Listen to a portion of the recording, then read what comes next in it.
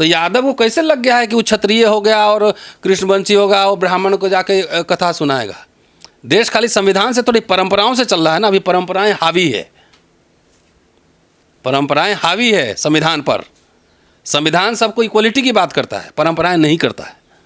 तो आडंबर पाखंड जो तुमको नीच हीन समझता है, जो समाज, जो संस्कृति जो आपको नीच समझता है। अब तो मान लो कि अस्पृश्य दलित को कुटाते थे तो लगता था कि अरे वो दलित है, वैसे अछूत है। तो कई बार यादव भी क्षत्रिय कहते हैं अपने आप को, क्षत्रिय। तो एक यदुवंशी कृष्णवंशी को एक मुखवंशी ने कूट दिया क्योंकि वर्णाश्रम धर्म का पालन नहीं किया था। वर्णाश्रम धर्म के हिसाब से मैंने मत भगवत का सुनाया है कौन होना चाहिए। तो बाबा जो कह रहा है ठीक ही कह रहा है ना। मेरा सवाल सिर्फ इतना है इन यादवों से, इन पिछड़ों से, इन दलितों से कि जहाँ तुमको सिर्फ चटाई पे ज़मीन पर बैठने का अधिकार है, बोलने का अधिकार नहीं है, जहाँ पे तुम्हारा समानता का अधिकार नहीं, तुम वहाँ गए क्यों? तुम संविधान का पाठ कर सकते थे ना, बौद्ध का पाठ कर सकते थे ना। तो तुम लोग पैसा कमाने गए थे, तो पैसा कमाने गए थे तो पंडित जी लोग ने इलाज कर दिया कि उनकी एक्सक्लूसिव डोमेन है, पढ़ना पूजा पाठ करना एक्सक्लूसिव डोमेन है, उसमें यू कैन नॉट इंटरफेयर। ये उनके शास्त्र कहते हैं। अगर आप इंटरफेयर कर रहे हैं तो आप धर्म के खिलाफ विद्रोह कर रहे हैं। अखिलेश यादव को नहीं दिमाग खुल रहा है तो कह रहे हैं हमारा तो खुल रहा है, तभी तो हम पीडीए लेकर चल रहे हैं ना। तो पीडीएल को वो जो अभी पीड़ित लोग को बुला कर ढोल दे रहे हैं, उसको शॉल उड़ा रहे हैं, 51,000 रुपया आप दे रहे हैं, तो आप मरहम लगा रहे हैं ना। इसका मतलब है कि दिल में सुराख हो तो बाईपास सर्जरी नहीं कर रहे हैं आप, ऊपर से क्या बैंडेड पट्टी लगा रहे हैं। अभी भी उनको मुंह किस बात का है? किस बात का मुंह है? उनको ये बात कहना चाहिए था ना कि जहां इतना अपमानित हो रहे हैं, मुख्यमंत्री होके, एक रक्षा मंत्री का बेटा होके, मुख्यमंत्री होके, जब हमें टूटी चोर कहा गया और मेरे घर को गंगा, वैसे लोगों को अपने यहाँ बुलाओ मत, आना जाओ, ये कहना चाहिए था ना। बिल्कुल। क्यों नहीं कहा उन्होंने?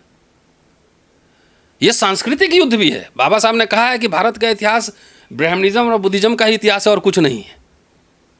तो आपको मुंह पास में काहे रखूँ? आडंबर पाखंड भी करेंगे, आप सोचेंगे कि वहाँ आपको इज्जत भी मिले, तो जाके चरण में बैठना पड़ेगा, चाहे आप प्रधानमंत्री ही क्यों ना हो जाएं।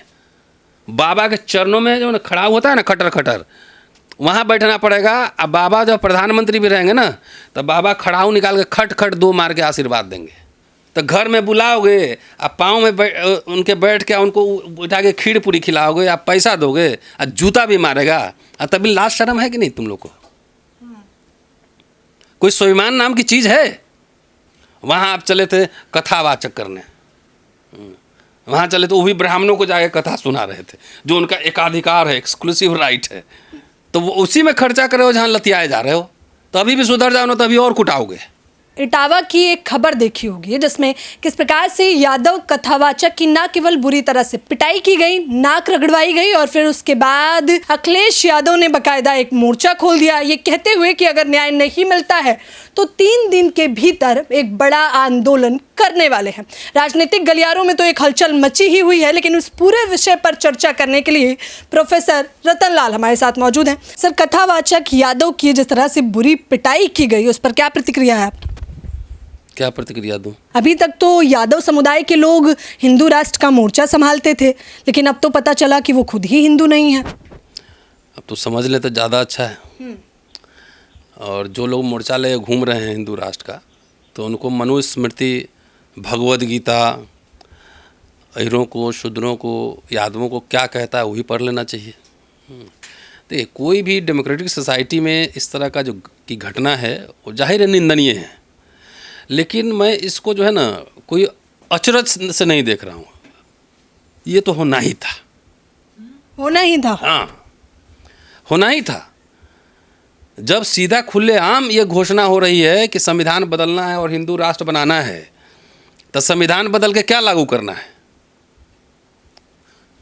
संविधान बदलकर मनुस्मृति लागू करना है, और मनुस्मृति में कोई यादव कथावाचक बनेगा कि यादव का काम होगा भैंस चराना? ठीक है, ये लोग अपनी, देखो ऐसा है ना, ये संविधान ने थोड़ा अधिकार दे दिया तो उछल कूद मचाए हुए हो, नहीं तो मनुस्मृति के नज़र में तुम क्या हो, तुम्हारी औकात क्या है ना, ये पढ़ लो जाके। इसलिए मुझे अचंभा नहीं लगा।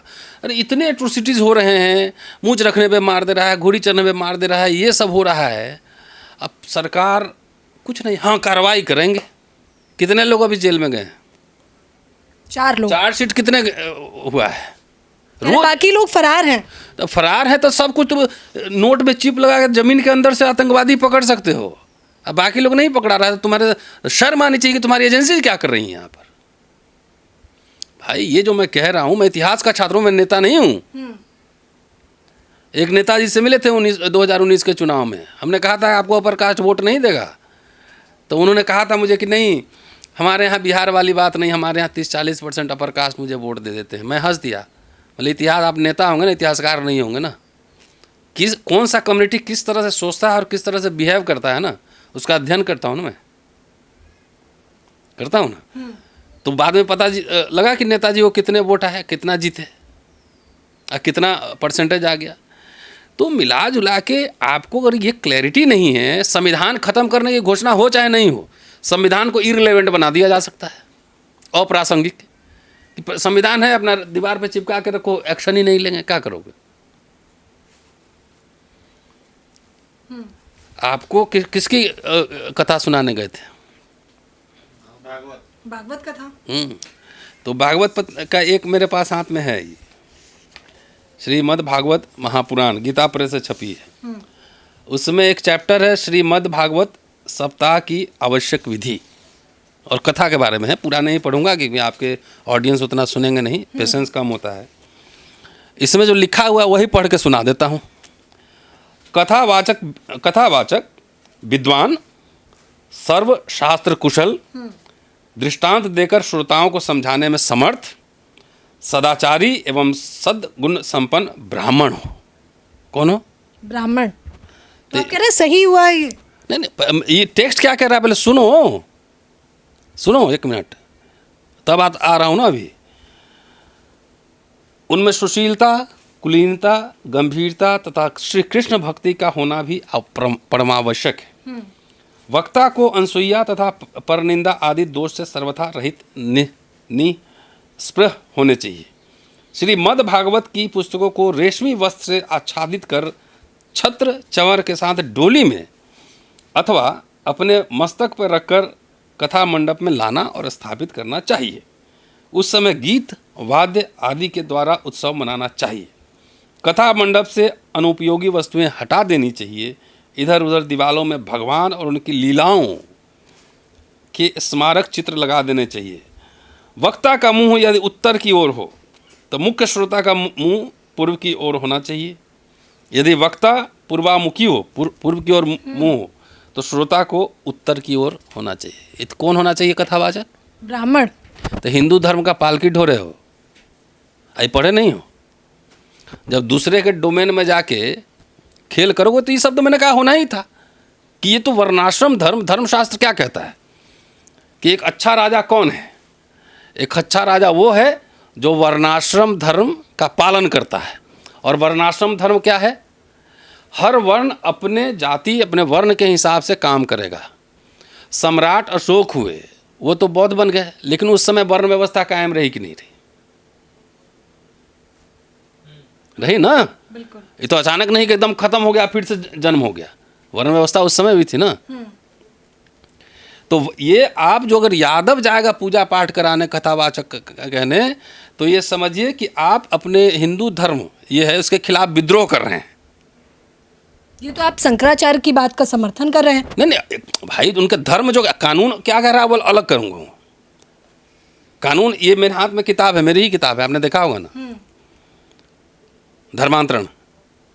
ये बाबा साहब की पूरी धम्म यात्रा 20 से लेकर 56 तक, वो पूरा जिंदगी लगा कि इस धर्म में सुधार नहीं हो सकता, हमको समानता, बंधुता, न्याय नहीं मिल सकता है, तब उन्होंने छोड़ा ना। तो यादव को कैसे लग गया है कि वो क्षत्रिय हो गया और कृष्णवंशी होगा और ब्राह्मण को जाके कथा सुनाएगा? देश खाली संविधान से थोड़ी परंपराओं से चल रहा है ना। अभी परंपराएं हावी है, परंपराएं हावी है संविधान पर। संविधान सबको इक्वलिटी की बात करता है, परंपराएं नहीं करता है। तो आडंबर पाखंड जो तुमको नीचहीन समझता है, जो समाज, जो संस्कृति जो आपको नीच समझता है। अब तो मान लो कि अस्पृश्य दलित को कुटाते थे तो लगता था कि अरे वो दलित है, वैसे अछूत है। तो कई बार यादव भी क्षत्रिय कहते हैं अपने आप को, क्षत्रिय। तो एक यदुवंशी कृष्णवंशी को एक मुखवंशी ने कूट दिया क्योंकि वर्णाश्रम धर्म का पालन नहीं किया था। वर्णाश्रम धर्म के हिसाब से मैंने मत भगवत का सुनाया है कौन होना चाहिए। तो बाबा जो कह रहा है ठीक ही कह रहा है ना। मेरा सवाल सिर्फ इतना है इन यादवों से, इन पिछड़ों से, इन दलितों से कि जहाँ तुमको सिर्फ चटाई पे ज़मीन पर बैठने का अधिकार है, बोलने का अधिकार नहीं है, जहाँ पे तुम्हारा समानता का अधिकार नहीं, तुम वहाँ गए क्यों? तुम संविधान का पाठ कर सकते थे ना, बौद्ध का पाठ कर सकते थे ना। तो तुम लोग पैसा कमाने गए थे, तो पैसा कमाने गए थे तो पंडित जी लोग ने इलाज कर दिया कि उनकी एक्सक्लूसिव डोमेन है, पढ़ना पूजा पाठ करना एक्सक्लूसिव डोमेन है, उसमें यू कैन नॉट इंटरफेयर। ये उनके शास्त्र कहते हैं। अगर आप इंटरफेयर कर रहे हैं तो आप धर्म के खिलाफ विद्रोह कर रहे हैं। मुझे ये बताइए, मुझे तो आपसे जानकारी चाहिए थी कि आप संविधान के हिसाब से बताएंगे, लेकिन आप कह रहे हैं कि आस्था के हिसाब से एकदम। मैं शास्त्रों के हिसाब से बता रहा हूँ, संविधान से तो कह ही रहा हूँ ना कि सबसे पहली बात है दुनिया में जीने के लिए सिर्फ दाल रोटी नहीं चाहिए। क्या नहीं चाहिए? सिर्फ दाल रोटी नहीं चाहिए। आत्मसम्मान, स्वाभिमान सबसे जरूरी है। Nothing is more disgraceful for a brave man than to live a life devoid of self respect. संविधान सभा में बाबा साहब ने क्या कहा था? किसी हो सकता है तानाशाही का खतरा होने का पैदा होने का खतरा है। समाज में हम जा रहे हैं विसंगतियों में। राजनीतिक एकता तो होगी, एक वोट एक व्यक्ति, लेकिन सामाजिक और सांस्कृतिक जो है एकता, आर्थिक एकता बराबरी नहीं होगी। तो समाज तो कई परंपराओं से चलता है ना, कानून से हर जगह थोड़ी चलता है। आपके घर में भी परंपराएं होंगी ना कुछ। तो अभी जो आरएसएस बीजेपी संविधान को आरएसएस नहीं मानता था, जो अंबेडकर और नेहरू के पुतले फूके, रामलीला ग्राउंड में रैली निकाली और कहा संविधान को हम नहीं मानते हैं, मनुस्मृति का संविधान हमारा ठीक है, वही लोग ना पावर में है अभी। सारी मशीनरी, सारे सेना, पुलिस, अखबार, प्रशासन उनके हाथ में है ना। तो वो जो चाहेगा वो करेगा। कानून पालन कराने के लिए क्या, एक बार बताइए, अखिलेश यादव को टोटी चोर बोला कि नहीं बोला? उनका घर खाली धोया गया कि नहीं? था अखिलेश यादव को नहीं दिमाग खुल रहा है? तो कह रहे हैं हमारा तो खुल रहा है, तभी तो हम पीडीए लेकर चल रहे हैं ना। तो पीडीए को वो जो अभी पीड़ित लोग को बुला कर ढोल दे रहे हैं, उसको शॉल उड़ा रहे हैं, 51,000 रुपया आप दे रहे हैं, तो आप मरहम लगा रहे हैं ना। इसका मतलब है कि दिल में सुराख हो तो बाईपास सर्जरी नहीं कर रहे हैं आप, ऊपर से क्या बैंडेड पट्टी लगा रहे हैं। अभी भी उनको मुंह किस बात का है? किस बात का मुंह है? उनको ये बात कहना चाहिए था ना कि जहां इतना अपमानित हो रहे हैं, मुख्यमंत्री होके, एक रक्षा मंत्री का बेटा होके, मुख्यमंत्री होके, जब हमें टूटी चोर कहा गया और मेरे घर को गंगा, वैसे लोगों को अपने यहाँ बुलाओ मत, आना जाओ, ये कहना चाहिए था ना। बिल्कुल। क्यों नहीं कहा उन्होंने? ये सांस्कृतिक युद्ध भी है। बाबा साहब ने कहा है कि भारत का इतिहास ब्राह्मणिज्म और बुद्धिज्म का ही इतिहास है और कुछ नहीं है। तो आपको मुंह पास में काहे रखूँ? आडंबर पाखंड भी करेंगे, आप सोचेंगे कि वहाँ आपको इज्जत भी मिले, तो जाके चरण में बैठना पड़ेगा, चाहे आप प्रधानमंत्री ही क्यों ना हो जाएं। बाबा के चरणों में जो खड़ा होता है ना, खटर खटर, वहाँ बैठना पड़ेगा। अब बाबा जब प्रधानमंत्री भी रहेंगे ना, तो बाबा खड़ाऊ निकाल के खट खट 2 मार के आशीर्वाद देंगे। ये सांस्कृतिक वैचारिक युद्ध भी है ना। आप ऑल्टरनेटिव एजेंडा अपने समाज को क्या दे रहे हैं? संविधान के पक्ष में आप कहाँ खड़े हो? वहाँ संविधान पकड़ा देते कि अब तुम कथावाचक नहीं होगा। सबका डेमोक्रेटिक राइट है, मैं मानता हूँ। बाबा साहब महाड़ में जब गए तो क्या बोले थे कि अगर हम महाड़ में पानी नहीं पिएंगे तो हम जिंदा नहीं रहेंगे। ऐसी बात नहीं, हजारों साल से हम लोग जिंदा ही थे। वो खाली ये दिखाने के लिए हमारा डेमोक्रेटिक राइट है, इसलिए हम महाड़ आए। डेमोक्रेटिक राइट है, लेकिन उस जिस सिस्टम में ही अनडेमोक्रेटिक हो, जिस सिस्टम में ही असमानता हो, उस सिस्टम में जाके आप क्या करेंगे? समानता लाएंगे? तो आप कह रहे हैं उसे दरकिनार कर देना चाहिए। किसको? अरे धर्म, आडंबर, पाखंड, ये सब है, छोड़ो। वैकल्पिक बहुत सारे चीज़ है ना। तुम शादी ब्याह में क्यों बुलाते हो? तुम्हारी शादी होगी तो हम आएंगे, हम देखेंगे किस विधि से शादी करती हो तुम। अरे कोर्ट है, अर्जक विधि है, तमाम तरह की परंपराएं हैं, बौद्ध रीति है। तो घर में बुलाओगे, आप पाँव में उनके बैठ के उनको उठा के खीर पूरी खिलाओगे, आप पैसा दोगे और जूता भी मारेगा, तभी लाज शर्म है कि नहीं तुम लोग को? कोई स्वाभिमान नाम की चीज़ है?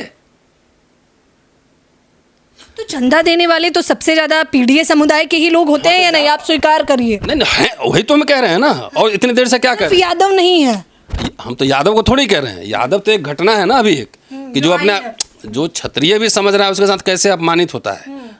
और मैं आपको ये भी बता दूं, बिहार में जनेऊ आंदोलन चला था, यादवों ने जनेऊ पहने थे, मार मार के पीठ दाग दिया था 1920 के दशक में, जाके इतिहास पढ़ लीजिए, है ना। तो उनको खाली ये कि आप जिस धर्म की पालकी ढो रहे हैं वो आपको लतियाता है, आपको साथ ही बैठ जाएंगे ना, सीएम भी बन जाएंगे ना, तो अपने घर में जब अंदर सब बैठेगा तो बोले का कहीं अब अहिरा के साथ बैठे के पड़ेला, ऐसे बात करता है। पता है आपको, वो चमार को भी वैसे ही बोलता है, अहिर को भी वैसे ही बोलता है, आपस में जब सब बैठेगा तो। ये सत्य है, किसी से आप क्रॉस चेक कर लीजिएगा। वो नहीं कि यादव जी को क्षत्रियों को भी सेकंड क्लास मानता है जिस सिस्टम में। वहाँ आप चले थे कथावाचक करने, वहाँ चले तो वो भी ब्राह्मणों को जाके कथा सुना रहे थे, जो उनका एकाधिकार है, एक्सक्लूसिव राइट है। तो इस पे कानून जो काम करेगा करेगा। हम आपका आँख खोलना चाहते हैं, आपकी आंखें खोलना चाहते हैं, अब भी तो जागो। चलिए, आपको पता चल गया, प्रोफेसर रतनलाल को ये पता चल गया कि धर्म ही सबसे बड़ा धंधा है, चंदा सबसे ज़्यादा उसी में है, तो हो सकता है कि वो दोनों यादव कथावाचक चंदा देख के गए हों। तो चंदा देख तो इलाज, असली इलाज तो हो गया ना। मैं क्या कह रहा हूँ, जिनको उनसे लाभ है वो चंदा दे, जिनको नुकसान है वो चंदा नहीं दे, यही तो मैं कह रहा हूँ। सबका अपना अपना व्यवसाय है, तो आप क्यों देते हो चंदा उतना दो। ये मैं कह रहा हूँ ना कि प्रोडक्टिव काम में, साइंस में, टेक्नोलॉजी में, अंग्रेजी पढ़ाने में, इसमें खर्चा करो। सिंपल शादी करो, बच्चों को इंग्लिश मीडियम में पढ़ाओ, बच्चों को विदेश भेजो, इसमें खर्चा करो। तो वो उसी में खर्चा करो जहाँ लतियाए जा रहे हो। तो अभी भी सुधर जाओ ना, तो अभी और कुटाओगे, अभी और पीटेगा सब। और ख़ास तौर से मैं दलितों को कह रहा हूँ कि बाबा साहब ने तो पूरा यात्रा लिख दी ना इसमें, कि जहाँ जाओगे, जहाँ तुम्हारा एंट्री नहीं ना, दूर से कट लो, जाओ मत। उतना पैसा का बाहर से मिठाई खरीदे खा लो, दो मत किसी को। शादी ब्याह में मत बुलाओ किसी को, सिंपल शादी करो, उतना पैसा बचा के बच्चों को इंग्लिश मीडियम में पढ़ाओ, ये मैं कह रहा हूँ। तो आपको तो कई सारे लोग कहते हैं आप नास्तिक हैं। क्या होगा, अच्छा है ना, हम तो मेरा क्या हो गया, किसी में मंत्र है तो मार के मुझे भस्म कर दो। मेरा धर्म है ये विज्ञान, ये किताब, ये मेरा धर्म है ना। आडंबर पाखंड, बुद्धिस्ट सब जो आडंबर पाखंड करता है ना, उसका भी मैं मुखालफत करता हूँ। वहाँ भी बद्दी ऐसे बांधता है, सफ़ेद पाँव छुबाता है, चंदा लेता है, दक्षिणा लेता है, उसका भी मुखालफत करता हूँ। बुद्धिज़्म का मतलब बौद्ध में बनाना नहीं है, बुद्धिज़्म का मतलब है प्रबुद्ध भारत, इनलाइटन इंडिया, तर्क विज्ञान जहाँ पे वास करे वो है। अगर बुद्धिज़्म में भी कर्मकांड है, पाखंड है, तो उसका भी मैं विरोधी हूँ। शुक्रिया, थैंक यू।